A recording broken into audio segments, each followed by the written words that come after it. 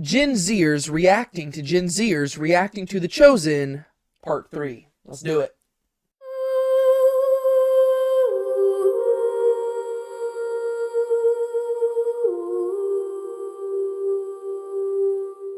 Hey everybody, my name is David Tate. And my name's Brian. And welcome to Now Let's Be Honest. For the last two videos, we have been reacting to Unfiltered, Gen Zers reacting to The Chosen, which is a documentary that The Chosen released just, like a week and a half ago. Yeah. It's about an hour and 20 minutes long, and so we've broken this into 3 different segments, and today we are wrapping this thing up.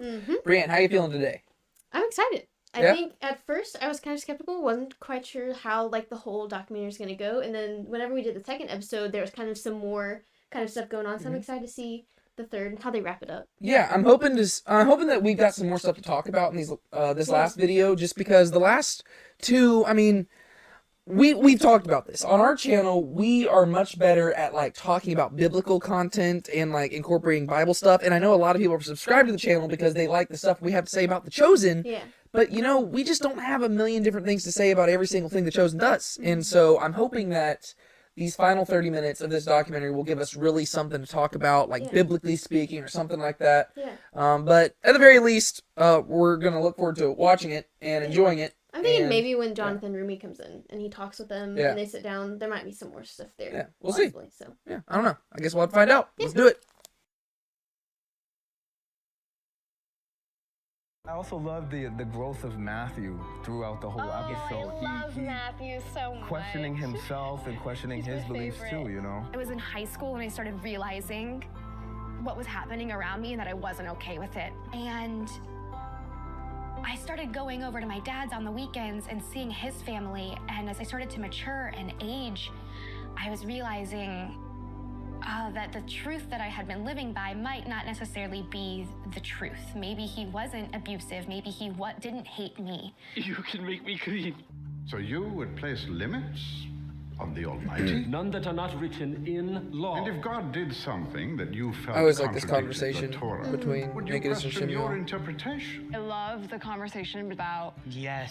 you have all these set ways of looking at things, and have you ever questioned that your interpretation of them is just incorrect? I don't want to live in some bleak past where I've always thought it was God like a cannot fair do anything portrayal new. of both sides of Gave us the his spectrum law. We there. must uphold We it. can do both. When you said to follow the path but be open to Yeah. the wonder and the mystery and the new things happening. Let's look to the ancient roads where the good way is and walk in it, as Jeremiah said. Pick up your bed and go home. Little toe wiggle. Very stressful on how much Jesus is getting attention. Because you know what's going to happen. Yeah, It breaks my heart because he's such a kind man, and everything he's saying is trying to help people. Another one down. That was my favorite episode yet. Come to your senses. I have never been closer to my senses. Classic, Asian kid. Felt like it wasn't seen by my parents or my mom the way I wanted to, and it was something that I tried for many years. They thought you would It really is strange to me. They still keep focusing on the same people. And then Yeah. I want to see some of the other hoping I people. was queer, I know, I was and hoping then we'd get some of the coming other people. into that was another extremely deep level of rejection. Are you in trouble? Do you think that impossible things can happen? But in some way, that's really liberating. When you grow up your whole life That's a nice segue. trying to be what someone else wants you to be. She started the conversation in one room and then And Finish it. they continued the sentence. continually Yeah. fall short and continually hear what a disappointment you are. At some point, it feels great to throw in the towel Goodbye, Nima. and be like, this is just never gonna happen. And I'm just never, ever, no matter how hard I try, going to be what you want. It is weird to me that It's they... okay, that I can stop I'm gonna trying. pause it. It's weird to me that they kind of correlate her story to the story of Matthew. Just because, just from an editing perspective, it makes me just wonder, the beliefs of the people behind the scenes, just because I would make a distinction between Matthew's situation and hers. Yeah. I don't know. It's just kind of interesting. Like, just because it's not like she's not comparing herself to Matthew in that situation. Like, that was like an editing decision for them. Like, she's describing her situation with her family based on this one thing, and they're cutting back and forth with Matthew. And I'm like, okay. I'm trying to figure out like what connection they're trying to make there. That was just kind of interesting to me. The human eye is drawn to light. We can't help it. It just happens. There are many things we're drawn to. Episode 7 is my favorite episode of season 1. Why. Oh yeah, this is great. This is my number 1. Thank you ranked for the things. agreeing to meet. Thank you for trying to help Mary when you did. I don't think we've ever done like a ranking of all the episodes together. I think we've ranked season 1. I think we ranked season 2. You do these signs you do without having God in him. Follow me. Oh, there we go. The tears are flowing. Follow you. I was realizing maybe the real problem was my mother. I went to see my mother. I thought she was going to say the problem was me. Attention to that. And a couple bad weeks in a row led me, and a bad Christmas Eve led me to contact my dad and say, I can't do this anymore. I need out. The mother of a son with talent like yours should be proud. She's ashamed that I could use the talent that God gave me against God. So we sat down and hatched a plan for me to move out and move back in with him. And I changed schools, I changed my phone number, but what was most important to my dad at that time was that I was the one to tell my mom I was no longer going to be there. And I really resented him for that. I was like, how could he make me do this? I don't want to face this woman. And I faced her. I was strong. It was one of the worst nights of my life. And I had to face her a couple times after that, and I held my ground. And there were times she thought my dad was coaching me, and he wasn't. It was me being strong, but she couldn't believe I was that strong. And I'd grown up, and I realized why my dad had me stand up to her on my own. He wanted me to know I could do it on my own. Okay, this is something that I kind of just realized this. I really like hearing their stories, but I think like the whole premise, I guess I just might misunderstood what the premise of this documentary was. I thought the main thing was seeing the reactions to The Chosen, which I agree. We do get a lot of reactions to The Chosen, but they're very like short. Compared to their stories. Yeah, because the majority of this documentary is really just us learning their stories, which is really cool. Because I'm just enjoying hearing their stories and learning about them, because I enjoy stuff like that. I mean, that's why I read so many books and stuff. I like hearing people's stories. But it's just kind of weird to me, because a lot of the stories, they don't have anything to do with The Chosen. And, like, if anything, I would expect them to explain, like, a lot of this more in relationship to what their view of God is and stuff. But really, a lot of it's just telling their backstory, you know? Whereas it's not really... Like, some of them, we've had hints at, like, how they view God, but it's just kind of weird to me, because I'm trying to figure out what the real focus of the documentary is. Right. This is more just like I'm not even, like, analyzing what they're actually saying. I'm just, like, talking about, like, what is the actual goal of the documentary. Because it seems like we're more just learning about the people, that's fine. It's just not what I expected. Yeah, that's not what I expected either. Nice to live in a world so simply ordered. We live in the same world, Matthew. Next. Besides, what else are you going to do with a mind like yours? Matthew. Matthew, son of Alphaeus. Follow me. Yes. Follow me. Me? Do you have any idea what this guy's done? Listen, I said you. He's like, I'm out. Have you lost your mind? Yes. Hey, Matthew. That shows you that. Let's go. I bawl my eyes out. I feel like we've alluded to this a lot, and I know the cameras are here, but I would love if maybe some of you could share like how you guys like stepped out on faith, because I think your stories are like amazing. Okay, here we go. Matthew and his mother was like, it spoke to me a lot. I've struggled with my mental health my entire life, as long as I can remember, and often felt like left out and ostracized, and like I did have to change and be different, and that I was only appreciated for the things that I did and not who I was. Being able to, I think that's when my faith came in, is when I was so sick and tired of trying to be what others expected me to be, and that the only thing holding me back was myself. A lot of my resentment that I felt was directed towards other people was really on myself. And so all this time that I had spent thinking I just could never forgive people for what they had done to me, the most powerful thing I did was forgive myself. I would have similar situations where it's like, after all I've done to other people, I would hate myself for that. But I think to myself, if Jesus can love me, then I should be able to love me. Like, if he can forgive me, why can't I forgive me? Given my, cult background and everything. Bro, tell me I feel what like cult the it biggest, was. I guess, step of faith or whatever was ironically, leaving the church that I grew up in. Because, hey, maybe, maybe I'll die and go to hell. Maybe they're right, But, at the end of the day, I wasn't... I don't know, it I couldn't do it anymore. I either would have just been even more Music been even cueing in. lower and more broken or whatever, or I just had to leave. I could never go rejoin the things of the church, at least not that church. I don't know, I knew it then.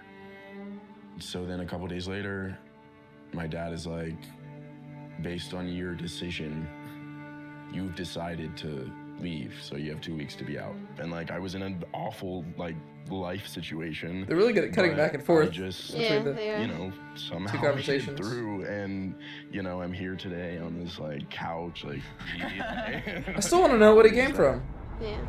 They're getting more into discussions that I was kind of hoping they'd have, even though I will admit I'm not entirely sure Matthew left how that entire conversation that they just had tied into the previous episode. Yeah. Gold. Well, I think it's because, I don't know how it was one person that asked the question. Yeah. But I don't know how she got to that from that episode. Well, the question she had asked was how did y'all all step out in faith? Yeah. Which was supposed to be because that's what Matthew did. But the answers they gave didn't seem like it makes me wonder how the conversation was spliced. Just because I'm wondering if they were responding to that question. Just because the answers they were giving did not seem to be some of them did. Yeah. Like the guy talking about the cult, Benjamin, right? That's his name. Yeah. Mm-hmm. He seemed to be responding to that question, but the other answers, I was like, "Is that about faith?" It was kind of confusing me because I was the whole time I was just trying to think the question she asked, I was like, "Oh, that's an interesting question." That was kind of heading in the direction where I thought the documentary would be about. But then their response, I was like, I don't really know what this is about. I was having a tough time putting my finger on what are they really saying, Yeah, I wouldn't say some of their answers. Well, I feel like a lot of their answers to the entire thing, they're descriptions and answers are very vague. I don't always know. Yeah. What they're talking about. It's not super descriptive to where I can't really tell what direction they're going. And to be fair, I think that's just how a lot of communication is in general nowadays. Yeah. Whenever you talk to not just here, it's not anything on them. I think in general, whenever I talk to people, I notice that we use a lot of words, but we don't say much. Yeah. Even in church. Circulated. Yeah, in church, it's what is the grace of God? And then the way we define it basically means nothing. We just say a lot of stuff, and it really is Sounds good. okay, what did that actually? Did we actually communicate anything, or did we just use a bunch of words? Mm-hmm. Because a lot of stuff they were saying, I genuinely was trying to pay attention. And there were times I almost said something and paused it, but I was like, no, let me just wait it out. Mm-hmm. But I genuinely don't know what half of them were really getting at there. Yeah. Not quite sure. Yeah, and hey, we fall into the Gen Z category, so we understand the lingo. We think I just thinking like them. Yeah, I don't know. Interesting. Yeah. But all right, this is the final episode, and then I guess we're gonna have a discussion with Jonathan Rooney. Yeah. Oh, heartbreaking scene. She's crying every time. I love it. She wears her emotion on her sleeves. It's great. I just want to be friends with her. I know, she seems sweet. Honestly, I'd be friends with all these people. They're I pretty know, cool. yeah. I know, but not by the Messiah. I'm going to tell everyone. Oh, he must be the Christ. You told her? And she can tell others? What food? My food is to do the will of him who sent me and to accomplish his work. You told her who you are? So does that mean? It means we're going to stay here a couple of days. It's been a long time of sowing, but the fields are ripe for harvest. And so it's time.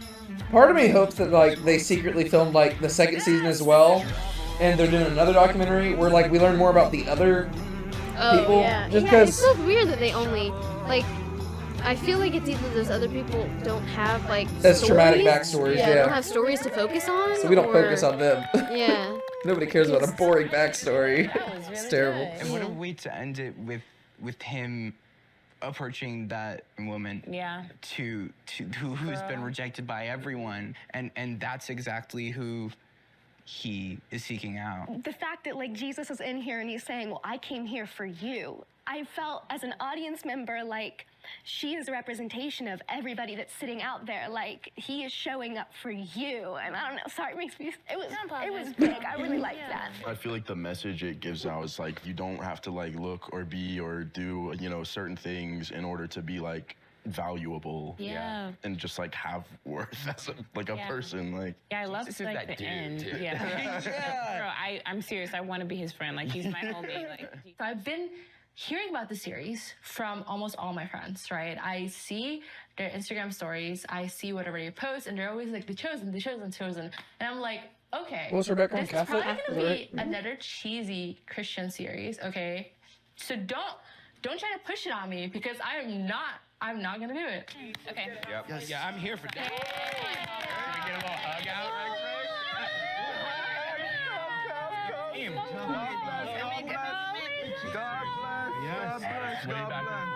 Who said God bless?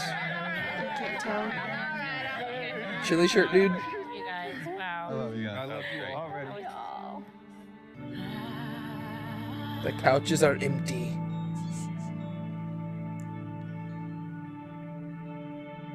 I like that dude's shoes. Gen Z group talk. The red and yellow ones. Oh yeah. So we just talk? There he is holding a cup of coffee again. Yeah, I figured I'd just tell you a little bit about me and my journey and how I got here. I'm going to use your words from the Bible, the words that you said. Come to me, all who are weary and heavy laden, burdened, and I shall give you rest. For my yoke is easy and my burden is light. So you know what, Jesus? Take some of mine. I'm out, man. I surrender. And I opened my mailbox, and in the mailbox were 4 checks. I covered all my bills that were coming due. It's kind of a cool story. Mm-hmm. At that point, I realized that the moment I surrendered, Poor girl has cried and let so many go times. No. of what I thought my life and my career should look like, and give it to God, He's like, now you're ready for me to do what I'm going to do with you. I found a deep relationship. Sorry. It's okay. With the Lord I never had before. And I think it's silly because it's like, oh, a TV show did that, right? But it gave me the nudge. Growing up, I didn't really have much faith. I did a lot of research on Buddhism, Egyptian culture. So I ended up choosing to believe in many gods. I refuse to believe that there's just one higher power out there. I like to believe that everybody deserves a chance to believe in anything that they want to. That being said, you know, it took a while, and I'm constantly saying, you know, God is good. You know, God bless, blessings. Then why don't you, can I ask you a question? Why don't you say that gods are good? I'm back and forth with it. Back and forth meaning the phrase or the phrase. idea of one versus many?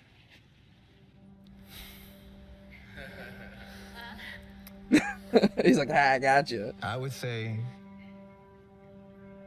back and forth with one versus many, if I am to be honest. The music cracks me up in you the know, background. watching The Chosen helped me, you know, open up a little bit more and get a better understanding of who Jesus was.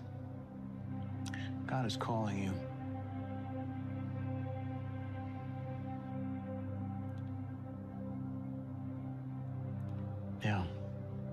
He wants to know you on a deeper level. And so that tug that you're feeling, that's Christ trying to get to know you. That's what that is. It's a pretty You've got direct way of nothing saying to it. lose, to explore. And as you get closer and closer, you'll know what's true. But I think he's calling you. And I just felt I should share that with you. Thank you. I'll pray for you.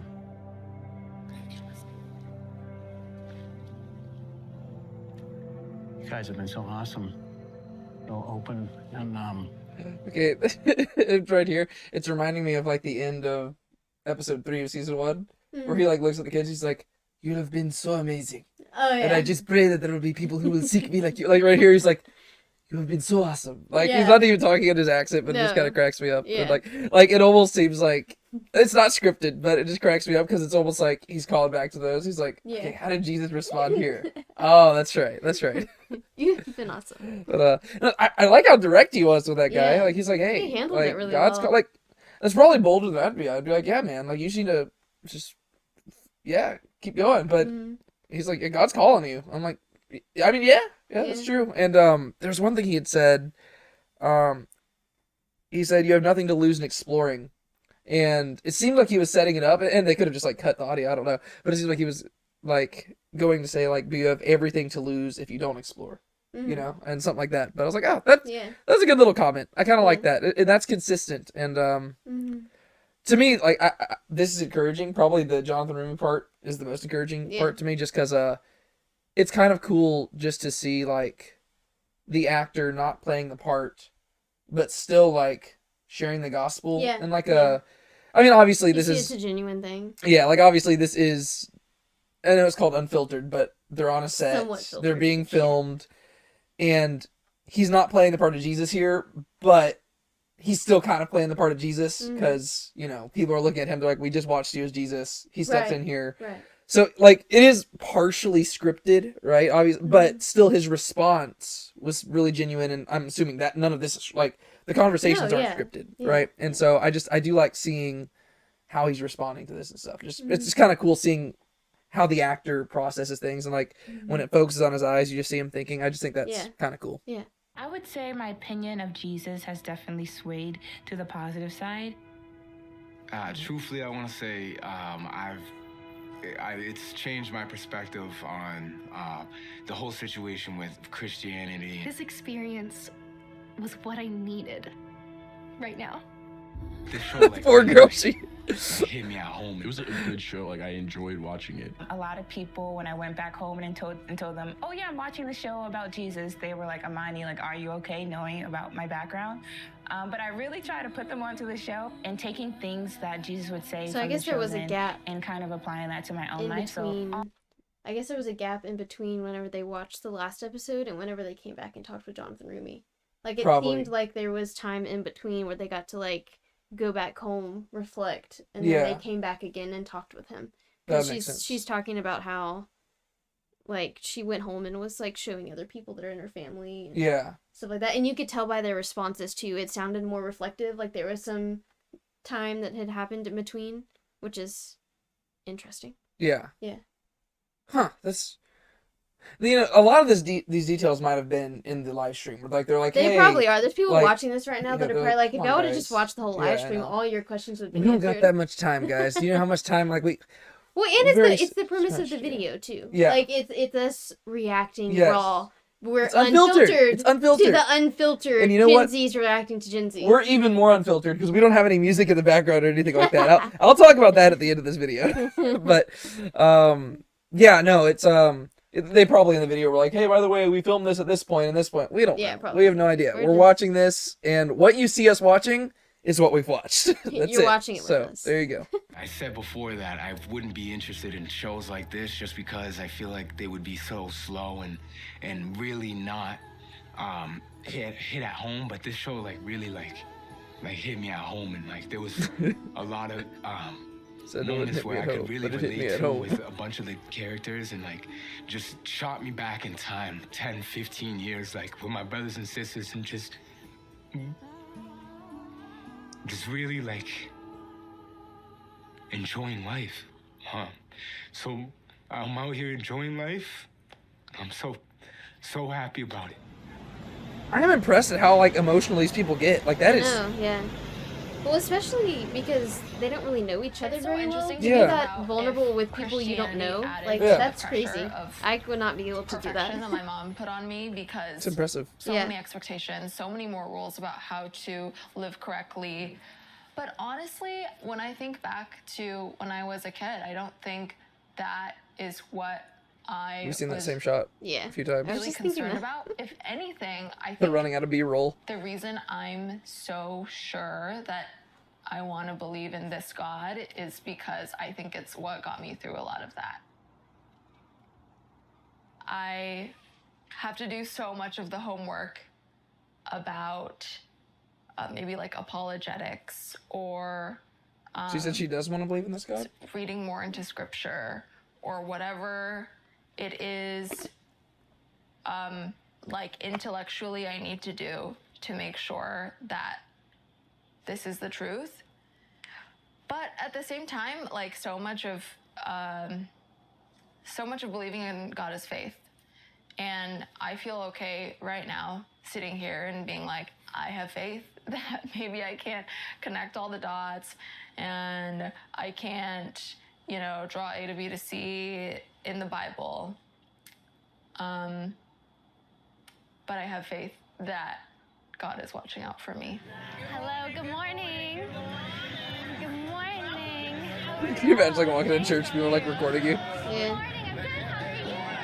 She just had to walk into church like 3 different times. Yeah. Like just okay. Oh, one behind. Yeah. So okay. Yeah. See. Okay. Let me just go back here. I just gotta. Like this is the stuff I notice. Whenever I watch stuff, maybe it's because I make so many videos and stuff. Whenever I watch how things are filmed, I can't just immerse myself. I have to see like.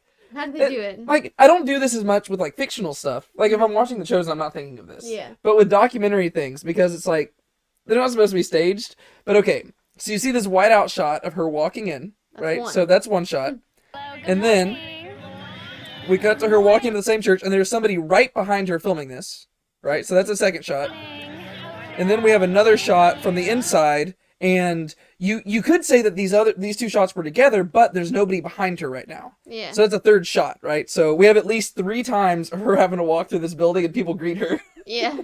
That just kind of cracks me up, just stuff like that. And this could be the same shot as the one before. Oh, she showed up late. They're already saying it. It's probably because she probably showed up on time, Yeah, but she had to go in and out multiple times. She's like, guys, I showed up on time.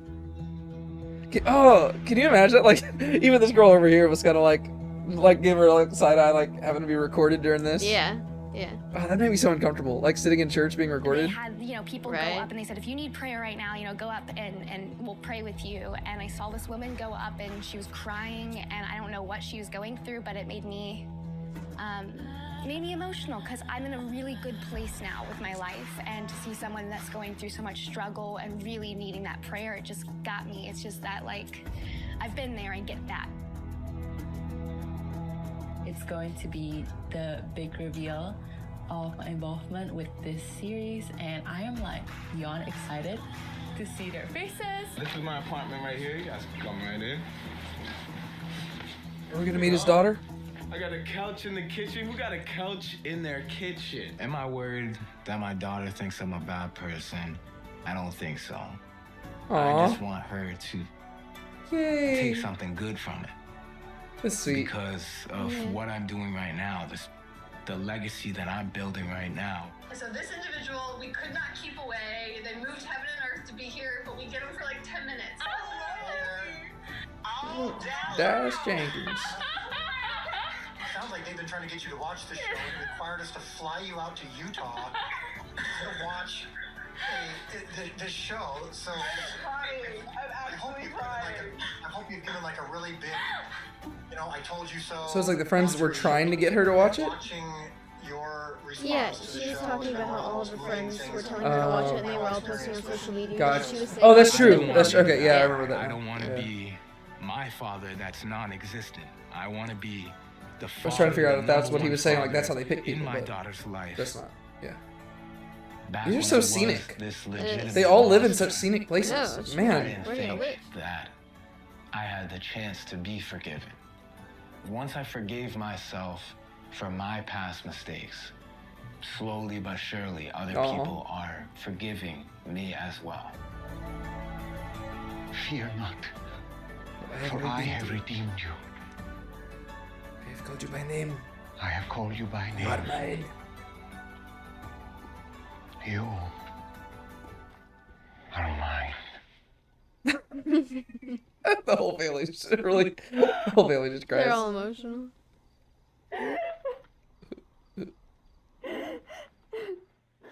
Was that how it ended? Oh, I wasn't expecting it to end right there. Okay, well there we go. Yeah, so that is Unfiltered, Chosen documentary. Yeah. No, Gen Z reacts to the Chosen documentary. Right. What do you think? I thought it was really cool. I liked the I liked this part the best, I think. Mhm. I think the interview, like with Jonathan, Rooney, and them, and then the part that was kind of after that, their like reflections and stuff. That was for sure my favorite part. I feel like I finally got to like know them more as people. Yeah. Instead of kind of like their story, I guess. Yeah. But even though their story was wrapped into that and it added, you know, weight to it, but I felt like I got to like know a more genuine side or something like that. I don't know. Yeah, I think that's like my main issue with this, because I did like the documentary, like just as a work of art. I thought it was really well made. Yeah. I thought it was really cool. But I guess whenever I've heard people talking about this thing, I was mainly expecting to hear more of what we saw in this last part. Like them talking about how they view God, and like we got hints of that earlier on and stuff. But I think in general, I was expecting there to be more stuff of them actually reacting. Well, I guess they were reacting to The Chosen, but I guess I was expecting to see more discussion about the show. Right. Or about the Bible or about God. Whereas really, it was like they would watch the show, and rather than reacting about God or about the Bible or something, they would just like react to the show by talking about something in their own life. Yeah. And I was like, okay, that's cool, because like, I mean, I guess that you could argue that that is how Gen Z reacts to stuff. Like they view themselves in everything. That's true. I think that we've kind of taught people to do that. Even in our churches, we've taught them how to, you read the Bible and you immediately look for where you fit in, rather than just teaching people the Bible. So I guess you could argue that. But I think that's the one thing where it's like, I enjoyed it. I just wish that there were more reactions to like we got to see them watching the show and reacting, like just like facially. And then afterwards they'd be like, oh man, I love Matthew. And then like they would just start talking about themselves. And so I learned a lot about their backstories, and we learned fleeting things here and there about like, oh yeah, like the church hurt me and stuff like that. Yeah. But I feel like I just wish I wanted to see more. Yeah. Or like, what was it in particular about how they were portrayed here that made you want to go back to church or something like that? Because yeah. there's like they talked about Jesus being portrayed as kind. I mean, I would agree that the way that The Chosen has portrayed Jesus is different than how he's typically portrayed. But kindness isn't really the thing that sets it apart, because Jesus is always portrayed as kind in pretty much any depiction you see of Jesus. Yeah. And so I think what The Chosen has going for it is something a lot deeper than that. And I was kind of expecting them to dive more into that type of stuff, right?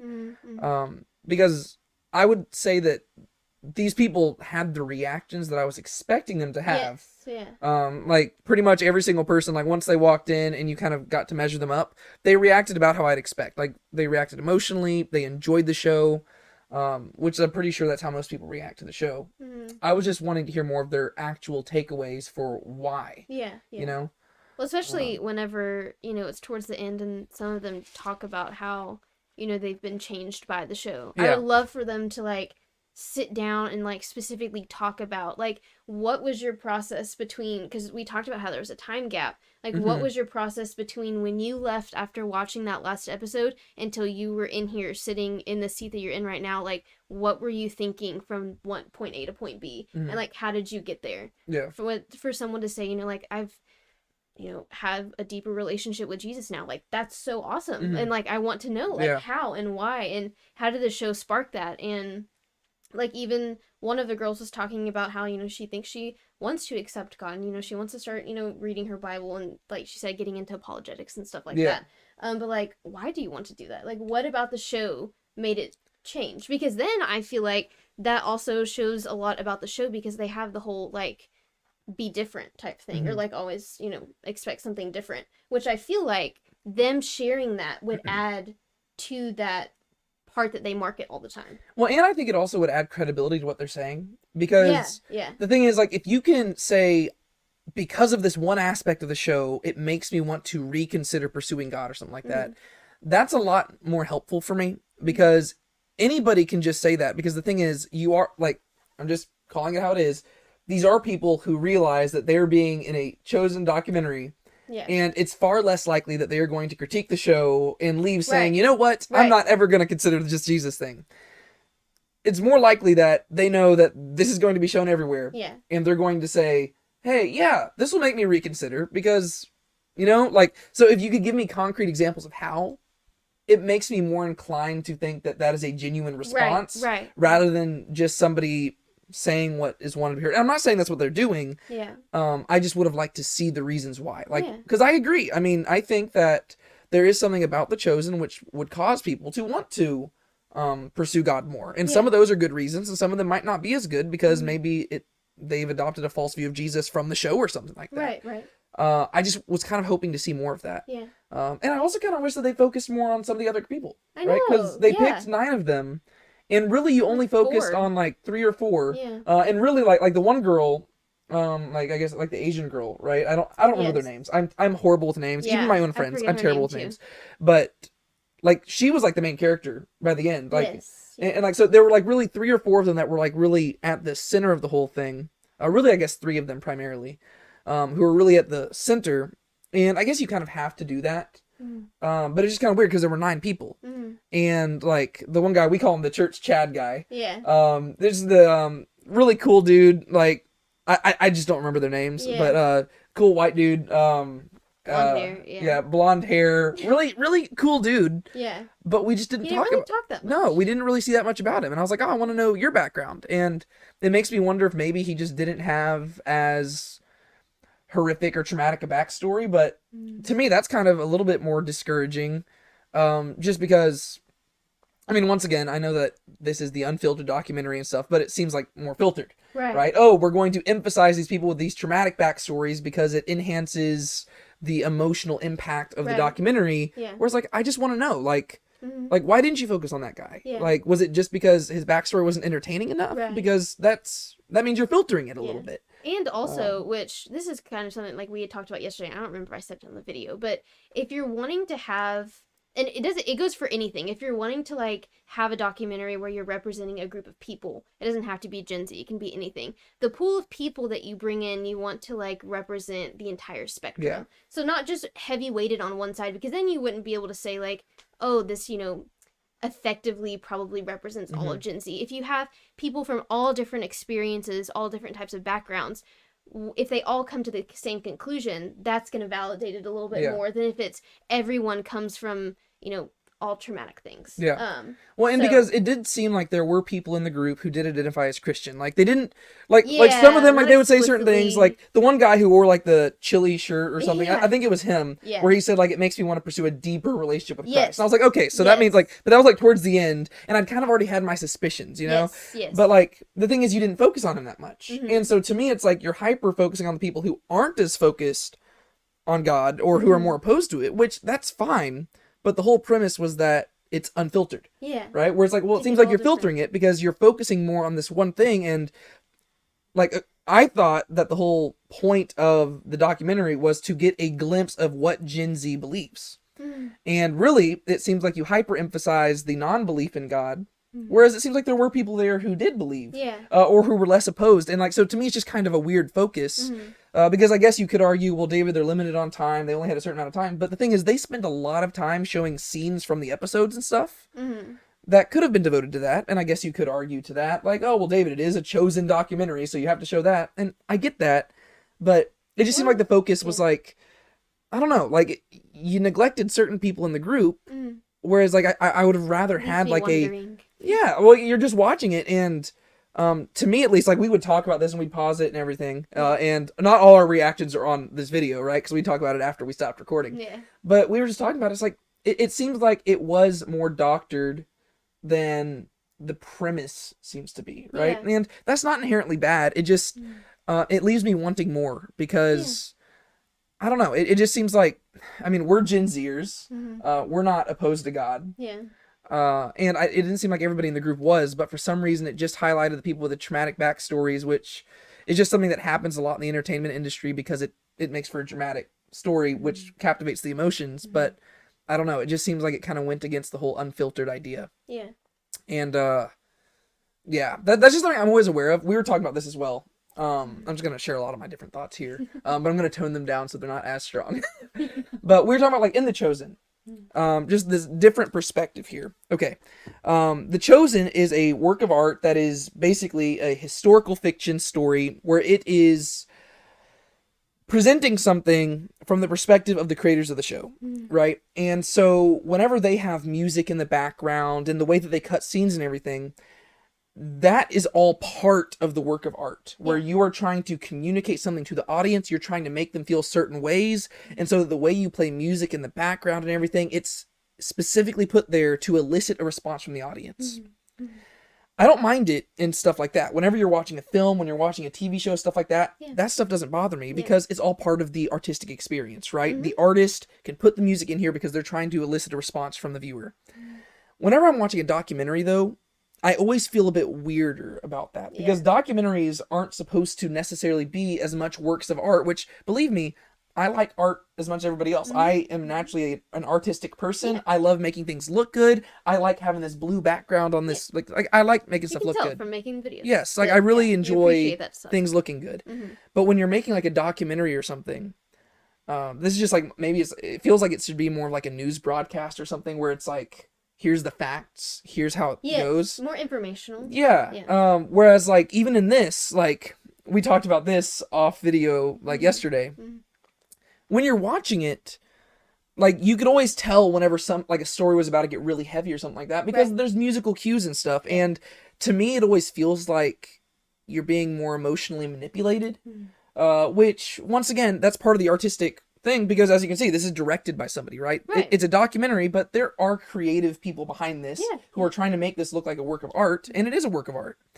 But it always just makes me feel weird. Like I'm aware of these things. Like I do the same thing whenever I'm at church, right? Like whenever we pray and people are like playing music in the background, like I don't mind that, but I actually prefer silence. Because the thing is, the type of music you play, music really affects people very deeply. The type of like conscious too. All you have to do, like just play 2 different types of music and see how it affects your mood. Music really does influence our emotions, our feelings, all that stuff. And so I'm always aware of stuff like that.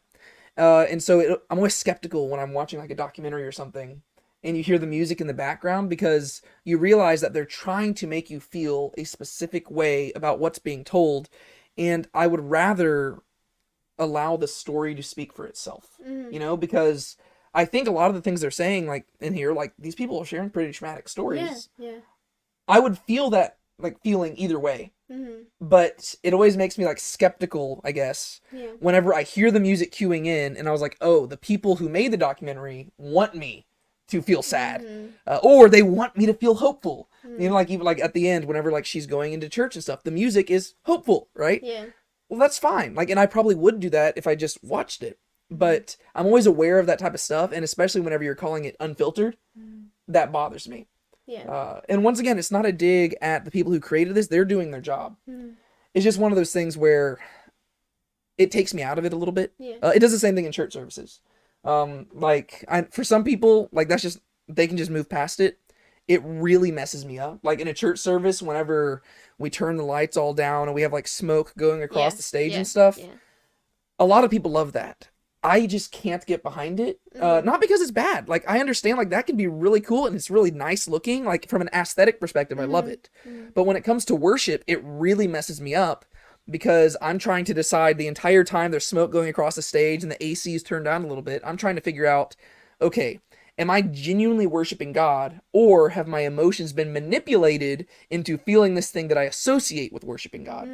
And that's something I struggle with in churches. It's something I struggle with whenever I'm watching like a documentary. And whenever I watch The Chosen, I don't mind because that is something that is being created for the experience. But something like this, it rubs me the wrong way to where whenever I'm watching it, it takes me out of it to where I'm almost like looking at everything with an air of skepticism. And I don't like that. Yeah. Because I would much rather just watch it at face value. Because I really did enjoy their stories. But then it just makes me be like, okay, well, why didn't you include the other people? I know. It's like, because you're trying to make me feel one thing about these other people, but then you're also noticeably like omitting these other people who you invited here. Yeah. And I mean, you paid for them to come to Utah multiple times, and then you're not including them in the documentary. Like, what's up with that? Like, I want to know more about them too. And we also never figured out what cult that guy was part of. I know. I want to know. It's very vague. Yeah, it's like he just... It was just the cult. Yeah, like they must have told him ahead of time, like, don't call it out, because they were trying to make it as open to anybody. Yeah. And they probably didn't want to ostracize anybody. Yeah. And so they're like, hey, just call it the cult. Because every time he said it, he kind of almost had like a laugh. Like it was almost like he had to catch himself and be like, oh yeah, the cult. Yeah, yeah. But yeah, I don't know. Any final thoughts that you want to share about this documentary before we start wrapping it up? I think it was interesting to watch. I'm glad they did it. Yeah. I think it was good. It definitely was put together really well. And very well. I think it gives things to think about too, which is nice. No, it was really high quality, and all my criticisms of it, I don't by any means want this to be looked at like I'm taking a dig at this. Yeah, I'm not. I enjoyed the documentary. I would recommend people watch it. Yeah. There's just things that I notice from more like it's more from a filmmaking perspective.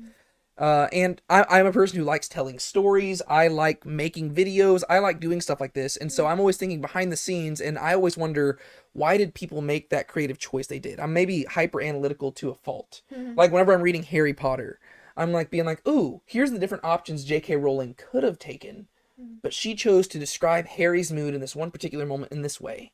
Why? And like, that's just how I am. Like, I'm always analyzing, like, why did the people who created this do things the way they did? And so that just raises criticisms, just because I'm like, I would have done it differently. But no, I thought it was great. It was actually edited really well. Yeah. Oh yeah, their segues and stuff were great. No, it was awesome. And like, just even how they would go back and forth from them having a conversation between one another and then cutting to the interview that they had probably months later or weeks later at some point by themselves. And they lined up. And the conversations would flow so naturally. Like, really, the context were probably two totally different things, which is also kind of scary if you think about that. They probably were not having the exact same conversation two times, but the way that it was edited would be like they'd start a sentence over here and then they'd finish it over here. And you're like, whoa, that was interesting. Like, that's really advanced filmmaking when it comes to like making documentaries and stuff. So I thought that was cool. It was really well made. I think it was a good idea too, like having a group of Gen Z people, because I mean, I think there's a lot of people that watch that show that are from that group of people. That watch The Chosen. And so I think it was a good idea that they thought to do this because it represents a lot of people that watch the show. So, no, it was really well done. I think my main issue is just that it leaves me wanting more, right? That's a good problem to have. Right?